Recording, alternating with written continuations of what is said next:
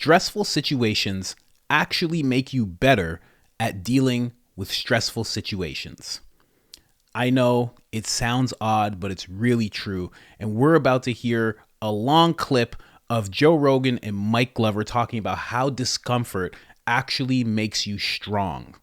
This is Joe Rogan Experience 1931 with Mike Glover. We're at 1 hour, 34 minutes, 6 seconds. This is an absolute great clip. And if you listen to the end, I'm actually going to show you a skill set and a strategy that is Jordan Peterson's and David Goggins put together. Something that I just came up with, and I think it's really, really valuable in order to help you deal with stressful situations ongoing in your daily life. Let's get into it. I'm Coach Colin, coolest high performance coach in the world. And if you want the absolute best insights to the podcasts and videos you love, hit that subscribe button. Let's get into it. Takes kind of an understanding of how the shit works in the first place, because what we're really talking about in disaster is catastrophe, which is just how you react or respond based on a stressful situation. There's a term, trait anxiety. You ever heard that term, trait anxiety? No. Trait anxiety, I think I heard you recently talk on a podcast about people kind of not being resilient because they're already fearful of circumstance. And a lot of that lends itself from trait anxiety, which is people's, whether it's their experiences or background or their triggers and trauma or just their condition in stress. A lot of people walk around with trait anxiety where small shit is big shit. First world problems, a traffic jam could turn you into a sympathetic nervous wreck where you literally are in fight or flight, smashing the steering wheel, screaming at the top of your lungs, more likely to commit a violent act. Well, why would that be important in preparedness? Because how you react to stress in low grade or high grade is important, because high grade is the catastrophe. Low grade is just everyday shit. So if you're not conditioned for low grade, you'll fall the fuck apart when you have high intensity and volume and short duration in time. So all of these things that we talk about in resilience are important to navigate. You have to be very good at navigating and being more resilient. Well, there's a lot of people that don't experience any discomfort other than annoyance, mild annoyance. They don't have any real stressors put on their mind or on their body. And so whenever something real comes up, they don't have any mitigation tools. They don't have any ability to overcome and adapt because they don't have to ever in their life. It's like it's completely atrophied. Yeah, I've studied this a lot, and not just the neuroscience behind it, but the application of how do we train it? How do we make people more resilient? And one of the things that's shocking to me, like you said, we live in a comfort crisis. 93% of Americans' lives are spent indoors, 93% on average. So 7% is spent outside. There's been multiple studies of looking at psychology, mental health, and the benefit of putting yourself out in nature. The book Comfort Crisis, Dopamine Nation are great books that talk about these kind of things. But that virtual reality that we spend on our cell phone is dumping all of our dopamine, and we don't have the desire to get out.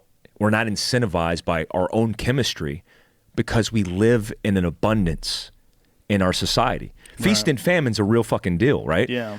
When you're famined, you're hungry and you go out and you want it.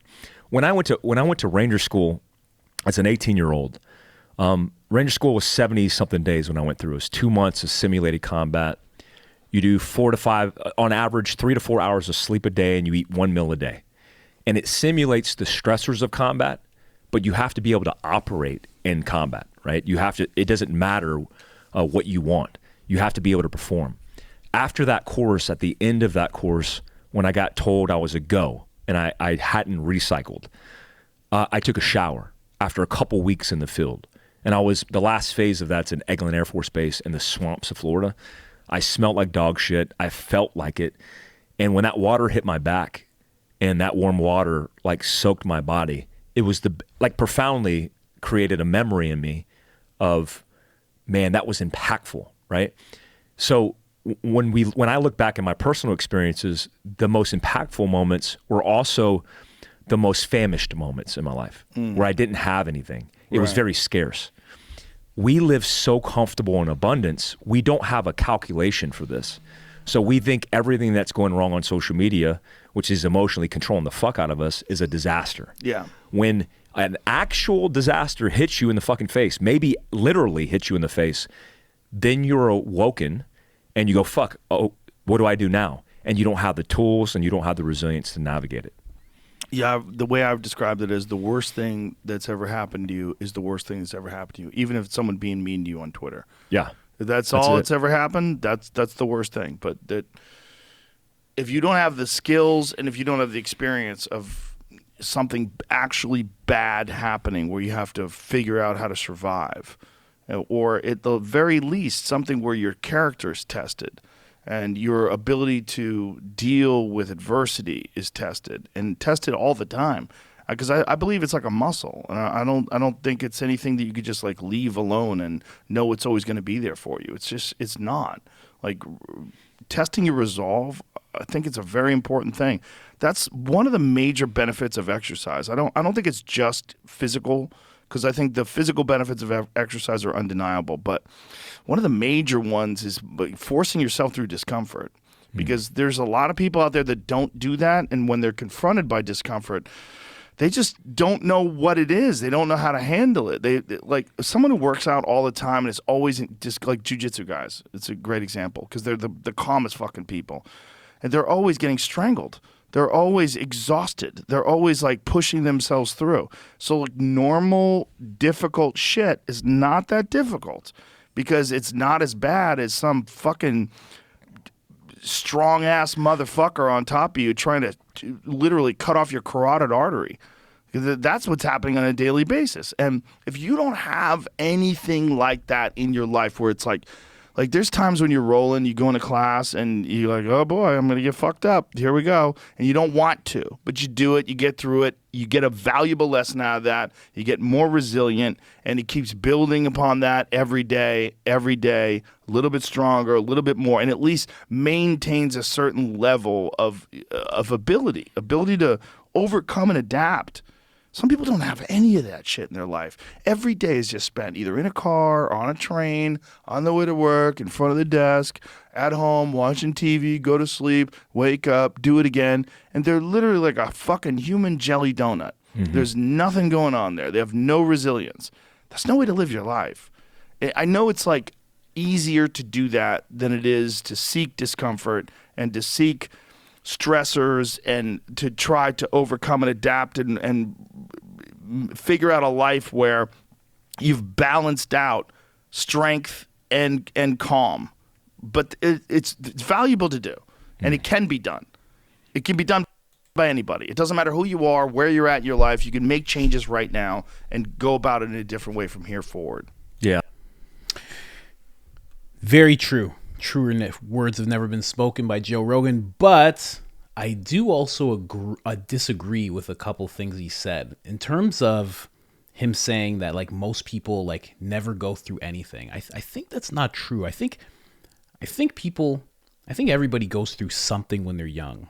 I think everybody goes through some kind of hurt, some kind of pain, some kind of traumatic experience. I mean, if you're 40 years old, depending on when your parents had kids, but like you've likely either lost a parent or you've lost a friend or you've lost some kind of loved one, God forbid, a sibling. Like things have happened, but I think like quote unquote, the regular people, the regular people that we are, we don't always talk about it. We don't wear it on our sleeve. We're not constantly presenting it to people like this is what I've been through.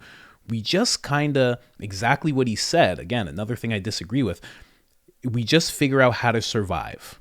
We just figure out how to move on from that instance, and we don't dwell on it.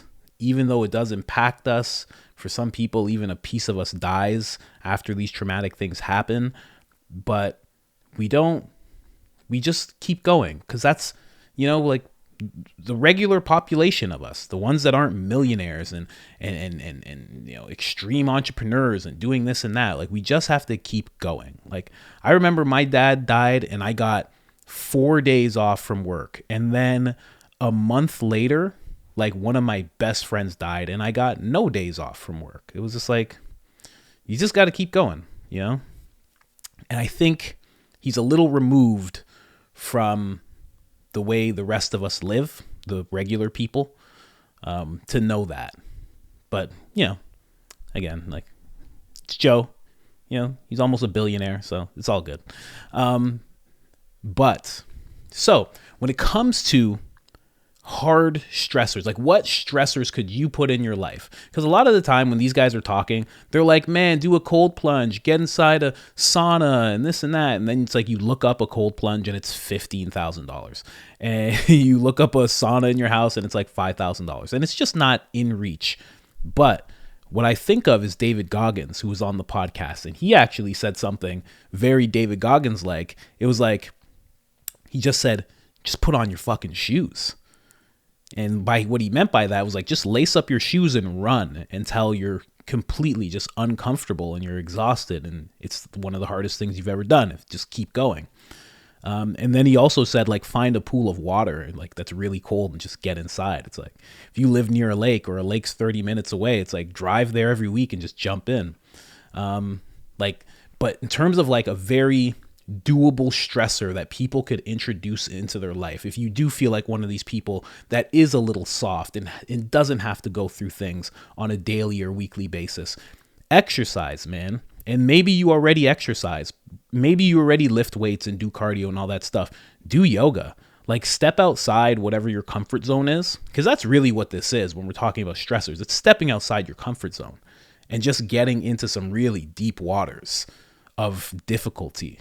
So it's like, if you're used to doing a 30-minute workout, go and check out like a high intensity hour-long workout, do cardio. Like, you do cardio and then you lift weights, like, day after day. Like, Monday you do cardio, Tuesday you lift weights. Try and bring those two together and see what that feels like. Like, just bring about some like really hard shit into your life and see what happens. I know for myself, when I go on like a 7-mile, 10-mile run, when I'm done, it's like, that's it. Like, there's nothing else that's going to be as hard as that, right? And that's not accessible for everybody, but it's like, do your version of that. But what I will also say, to what I was saying about David Goggins and Jordan Peterson, this is the technique that I think a lot of people should be using in order to build resilience. David Goggins has something called the cookie jar. And the cookie jar is when he mentally goes into the files of his mind and replays the very hard things that have happened to him that he ended up getting through, right? Jordan Peterson has something called self-authoring. And even to a lesser extent, he talks about it in various talks. He talks about writing things down, detailing them. What I think people should do is write down all of the hard things that you went through in life. The really hard things where you thought that there was going to be no way out and you just didn't have the tools mentally or physically to get through this thing, but you did. Write that down in detail, from what happened to how you felt afterwards. Like, detail that thing. Now, get a real, maybe not a cookie jar, but get a real box. And every day, and I know this sounds like a little weird, but it'll really help you deal with low stress situations. I really do believe that, because if you have this box of hard things that you've gone through and you open it up before you leave your house or before you start your day, and you read those things that you've gone through, and you just kind of start building up that memory, building up that, like, oh yeah, I went through this and that was rough. Oh, I went through this and that was rough. Oh, yeah, that was crazy. I can't even believe that. And you just kind of go through that every day. Just a little exercise of just doing that for maybe 15, 20 minutes every day. And realize that you've been climbing mountains like your whole life. Because Again, I don't agree with him. I think that everybody's been through hard shit, especially regular people, especially the people who don't get to write books about it. You don't get views because of it. You don't get any money because of it. It's just like you went through some shit and now you just live life. Like, that's hard. That's really hard. And I know everybody has at least one story in their life where they went through something like that. And if you can just recall that, look at that, actually read that in detail, and just remember that you've climbed a mountain. When you go into your day and you see all these hills, because of course there's always going to be hills for you to climb, hurdles for you to jump. If you can just remember that mountain that you climbed, those hills are going to seem like nothing. And I think that is a good exercise for people to do in order to, again, deal with low stress situations and high stress situations. Just think of the worst stuff that you've been through. And I know it sounds a little sadistic, but just the most stressful stuff you've been through, you know?